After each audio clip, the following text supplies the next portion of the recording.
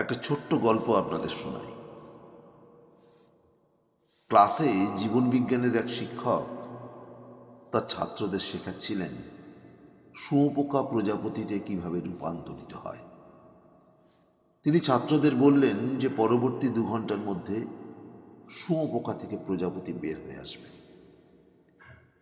কিন্তু কেউ তাড়াহুড়ো করে প্রজাপতিকে গুটি থেকে বের করার চেষ্টা করবে না। এই বলে তিনি ক্লাস থেকে চলে গেলেন। ছাত্রেরা গুটির দিকে তাকিয়ে অপেক্ষা করতে লাগলো।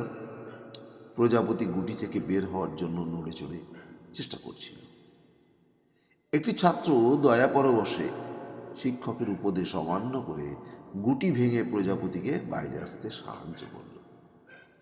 ফলে প্রজাপতিকে বাইরে আনার জন্য আর বেশি চেষ্টা করতে হলো না, কিন্তু অল্প পরেই প্রজাপতিটি মারা গেল। শিক্ষক ফিরে এলে অন্য ছাত্ররা ঘটনাটাকে তাকে জানালেন। তিনি ব্যাখ্যা করে বোঝালেন যে প্রজাপতিটিকে সাহায্য করতে গিয়ে ওই ছাত্রটা প্রজাপতিকে মেরে ফেলেছে, কারণ প্রকৃতির নিয়মে গুটি থেকে বেরোনোর সময় তাকে যে সংগ্রাম করতে হয়, তার ফলে প্রজাপতির ডানা দুটি বেড়ে ওঠে এবং শক্ত হয়।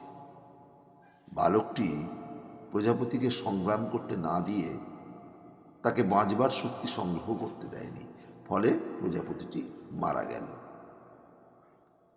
অর্থাৎ এই গল্প থেকে আমরা শিক্ষা পাই যে জীবন যুদ্ধে লড়াই করার শিক্ষাই হচ্ছে জীবনের সবচেয়ে বড় শিক্ষা। নিজের জীবনী শক্তি নিজেকেই অর্জন করতে হয়। কাউকে সাহায্য করা ভালো, কিন্তু সাহায্যের নামে তার আত্মশক্তিকে দুর্বল করা ভালো নয়। সময়ের সঠিক ব্যবহার, ধৈর্য আর প্রকৃতির উপর ভরসা রাখা বিশেষ প্রয়োজন।